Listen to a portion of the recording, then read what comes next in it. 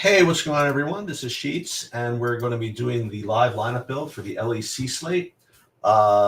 Yesterday, we did one for LCK, and it worked out. It worked out rather nicely.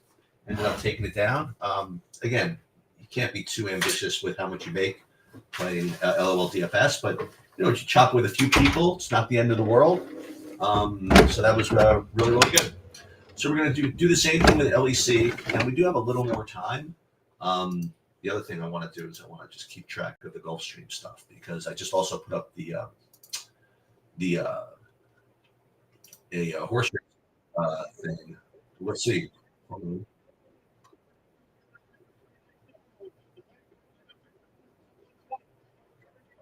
No, it looks as though the one's going to hold on here. All right, 8-1. 8-1, good start for the pick five. Very strong. Very nice. Excellent. I don't know why. Did I do double of these? Yeah, I guess so.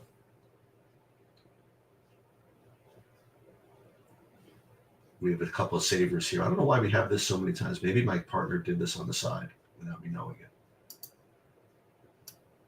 Okay. All right. So let's get into the LEC. I really enjoy the LEC just because there's a lot of different variations. You have five match slates. Now again, it's only best of. I hate when they say it's best of one. It's a kind of a weird convention what they use, but it's one game. Okay.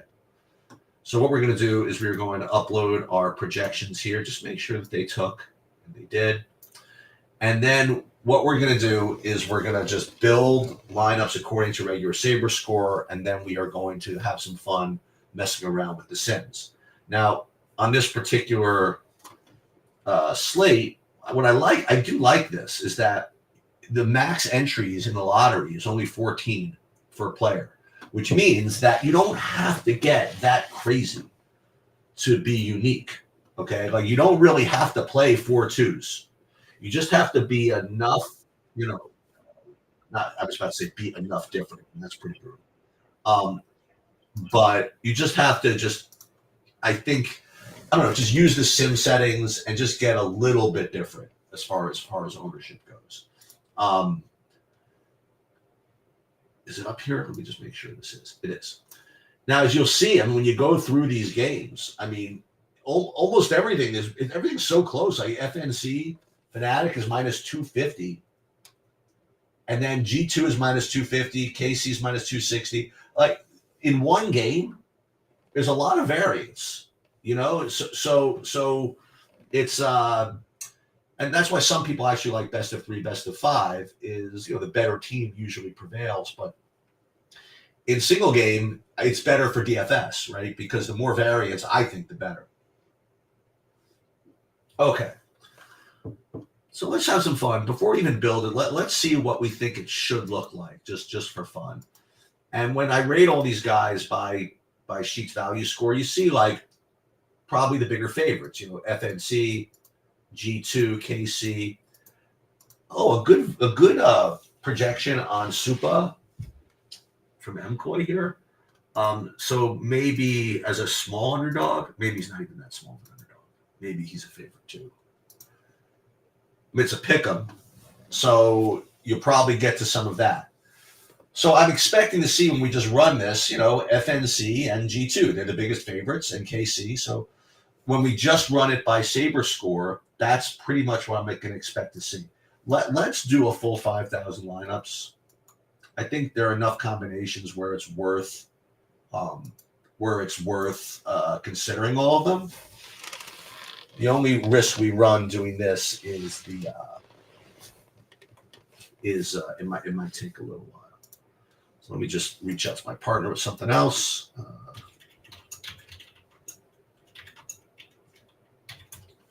So it's moving.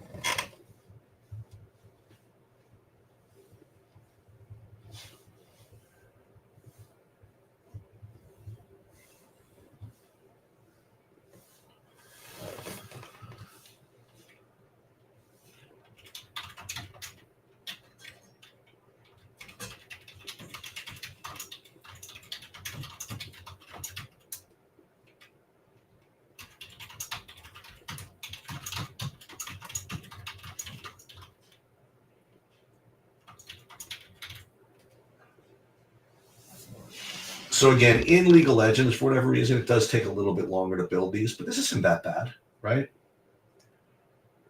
And again, in a 5-match slate, I just don't think it's worth playing anything but 4-3s. And in a 5-match slate where you can only play 15 or 14 entries per player, then I think it's really silly, to play 4-2s, or obviously anything aside from that, because there's just not going to be that many lineups. I mean, to compete against. So you may as well pick from the ones that are that much more likely to win. Now, fortunately, SaberSim, through its contest sims and whatever, does a pretty decent job of filtering all that out for you. Now, you saw, by the way, I put the Gulfstream stuff up. I did put a video up where I went over the best plays here throughout the course of the day. And I do encourage, I don't encourage you to do this, okay? But I encourage you that if you were going to play anyway, to take advantage of my many years of insight into that field. And maybe even if you weren't going to play, maybe you degen a little bit. It's not that big of a deal. As I mentioned, we did poorly in LPL, and we did very well in LCK. Let's see if we can get it going here. So before we even run the Sims, let's see what we'd be getting without running the Sims. Let's just see what the best lineups would be. And those would be, first of all 4-3s, and it looks like it would be a pretty decent blend, actually. Check this out. So 50% G2, 40% Rogue. Okay. As a plus 211 underdog. That's very interesting. Huh. And then BDS minus 200, that makes sense. GX as a pick'em. So this is interesting. I guess the rogues are pretty cheap. That will let us get to them. So I'm going to be very curious if we actually see that. And this is going to be the first game right out of the gate. So that's always good news. The quick and painless variation. But let's run the Sims. And again, we're just running against ownership. It's not that, like when you look at contests here, let me just see. I mean, it's not good enough to create a field yet. So it's just going to be basing on ownership, which is usually, I don't say good enough, but it's good. I don't know if it's good enough, but it's certainly good. And when we run the Sims, let's see how that affects it. Let me just see. It looks as though it's the same. That shouldn't be. So let's do this one more time.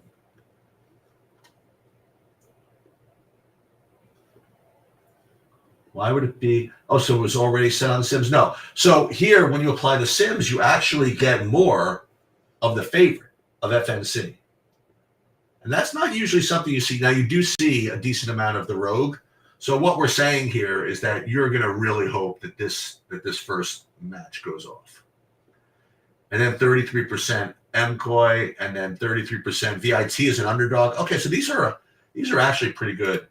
And with stack exposures, it is giving me 1-4-2. We're just going to get rid of that bad boy. Okay. Now the other thing you could do, I mean, if you wanted to, is make more than one min unique. And when you do that, it's the same as any other sport. You have these kind of metrics here where you have a min destination ROI, median destination ROI of your whole portfolio. And if you want to do more min uniques, you just have to see how that affects these numbers. So let's take a look at median destination ROI. If we make it to 2, looks like it doesn't affect it at all, which is very strange. Let's see. Median destination 3 affected it, but median destination 2 did not. So let's stick with that one maybe. Let's see how that affected everything, by the way. No, you know what? I think these are min unique 2 anyway. That's like so funny. It's like the same build if you go min uniques 2 versus min uniques 3. Now, if you go min uniques 3, I just want to just see for fun what this does. It does scrunch up the exposure a little bit, but it increases the overall exposure of this FNC Rogue game. So let's just go back to Min Uniques 2 and get a little less of the rogue. I mean, it's still pretty much all, but whatever. So this will be cool. So what you'll do here is you'll have a full like anti-sweat of this last game. I'm getting like literally 0 of the SCKC. And then if in fact this game busts, you can still get there if this Vitality G2 thing goes off. Now again, that shouldn't affect how you play, but it's kind of fun to see, how your sweat kind of lays out. The other thing I like to do is just double check to make sure that I'm not getting anything really stupid in the captain, like a team position or anything. I'm getting all ADCs in the captain. So that's going to look pretty good with respect to the lottery. It's like 14. It's like 14. Whatchamacallits. It's 14 lineups. Not a big deal. And then when we go to the Triumphant Warrior, I want to go back to the regular Saber score. What are we going to call this? A small slate? 1K to 10K? Yeah, let's do that. And then when we rate it this way, it's actually going to be GX and FNC. And I really think that I can almost get away with just going with the main top lineup. Like, I'm not worried too much about getting unique here on a 5-game slate. I'm not even using the stock SaberSim projections. I'm using my own. So I'm not worried about that. So I'm probably just going to go with this and just ride. So let's put that one in.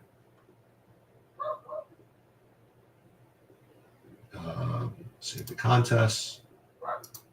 And we'll just kind of put that in like that. And again, that's just what I'm getting. Like if you wanted to, so let's just show you what the process looks like. Again, like what projections you put in are really going to impact what you end up getting, obviously. Oh, here's the one thing I do want to double check as well. I always like to do this. Let's go back and let's look at our whole pool. This is our whole pool here. And what I want to do is I want to see how many lineups in this pool are even considered like dupe candidates. So we're going into the main spreadsheet here, which has all the data. I'm going to take a look at this column, which is AI over here, which is looks like the sim dupes. And you don't see that much, right? You look through here, and even if you rate them all the way by the top, very, very few rate to be duped here. So you don't have to really worry too much about that. But I do like to double check just to make sure that I'm not getting myself into this idea of playing like 10 dupe lineups or lineups that are duped 10 times over, especially when there's such a small field. Okay, that's pretty much all I have. I hope you guys have a good Saturday, good weekend, and we'll be around Sunday to do the football. Hopefully build up a little bit of a cushion by winning something in the LEC. That's it. Feel free to go to TrueDFS. We have a lot of good packages up there if you want to pay for more premium content, and that'll do it.